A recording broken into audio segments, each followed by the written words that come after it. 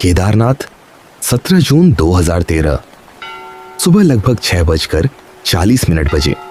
कुछ ही मिनटों में केदारनाथ की शांत घाटी चीखों से गूंज उठी। देखते ही देखते पानी, चट्टाने और मलबा सब कुछ अपने साथ बहाकर ले जाने लगे। लेकिन सवाल है, आखिर ऐसा हुआ कैसे? इस कहानी की शुरुआत होती है 14 जून 2013 से। उत्तराखंड में मानसून सामान्य समय से पहले पहुंच गया। 14 से 17 जून तक लगातार रिकॉर्ड तोड़ बारिश हुई। मौसम विभाग के अनुसार इस दौरान सामान्य से कई गुना अधिक वर्षा दर्ज की गई। 16 जून की शाम तक केदारनाथ के ऊपर स्थित चौराबाड़ी लेक, जिसे गांधी सरोवर भी कहा जाता है, और आसपास के ग्लेशियरों में पानी तेजी से भर चुका था। लगातार बारिश, बर्फ के पिघलने और मलबे के दबाव से झील का प्राकृतिक किनारा कमजोर हो गया। 17 जून की सुबह लगभग 6:40 से 6:45 बजे झील का प्राकृतिक बांध टूट गया।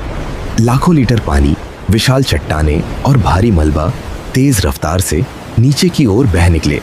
यह विनाशकारी बाढ़ पहले केदारनाथ पहुंची और फिर मंदाकिनी रिवर के रास्ते नीचे के इलाकों में फैल गई।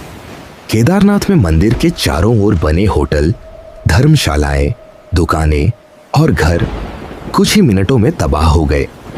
कई रास्ते पूरी तरह टूट गए। रामबारा का बड़ा हिस्सा बह गया, जबकि गौरीकुंड, सोनप्रयाग और आसपास के कई क्षेत्रों में भी भारी तबाही हुई। इस आपदा में हजारों लोग मारे गए या लापता हो गए। आधिकारिक आंकड़ों के अनुसार हजारों लोगों को मृत या लापता माना गया, जबकि 1 लाख से अधिक श्रद्धालुओं और स्थानीय लोगों को सेना, वायुसेना, आईटीबीपी और एनडीआरएफ ने बड़े राहत अभियान के माध्यम से सुरक्षित निकाला। लेकिन इस भीषण तबाही के बीच एक चमत्कार जैसा दृश्य सामने आया। लगभग पूरा केदारनाथ नगर नष्ट हो गया, लेकिन केदारनाथ टेम्पल अपनी जगह मजबूती से खड़ा रहा। मंदिर के पीछे एक विशाल चट्टान आकर रुक गई, जिसने पानी और मलबे की तेज धारा को दोनों ओर मोड़ दिया। आज इस चट्टान को श्रद्धालु भीम शिला के नाम से जानते हैं। वैज्ञानिक मंदिर की मजबूत प्राचीन वास्तुकला को भी इसके बचने का महत्वपूर्ण कारण मानते हैं। लेकिन कहानी यहीं खत्म नहीं होती। जब बाढ़ का पानी धीरे धीरे कम हुआ, तब सामने आया ऐसा मंजर जिसे देखकर हर किसी की आंखें नम हो गईं।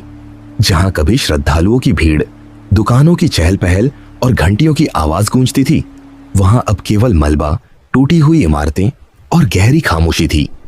चारों ओर बिखरे पत्थर, उखड़े हुए रास्ते और बर्बाद घर इस बात की गवाही दे रहे थे कि कुछ ही घंटों में पूरी घाटी की तस्वीर बदल चुकी थी। तबाही के बाद सरकार और विशेषज्ञों ने पूरे क्षेत्र का सर्वे किया। पुराने रास्तों का पुनर्निर्माण किया गया, पुलों को फिर से बनाया गया और यात्रा व्यवस्था को पहले से अधिक सुरक्षित बनाने की कोशिश की गई।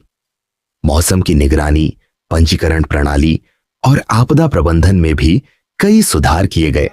आज वर्षों बाद भी जब लाखों श्रद्धालु केदारनाथ पहुंचते हैं, तो वे केवल भगवान शिव के दर्शन ही नहीं करते, बल्कि उस त्रासदी की याद भी अपने साथ लेकर लौटते हैं जिसने पूरे देश को एकजुट कर दिया था।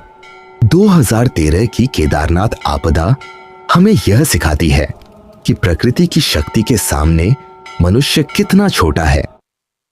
श्रद्धा के साथ साथ मौसम की जानकारी, प्रशासन के निर्देश और सावधानी भी उतनी ही आवश्यक है।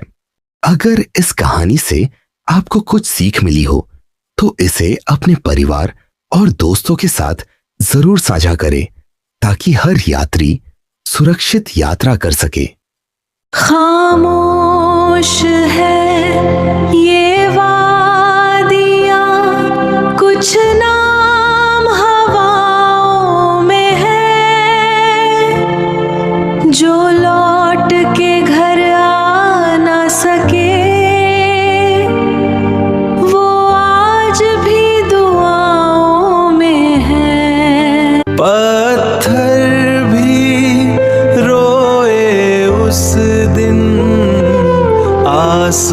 जहां भी थम सा गया,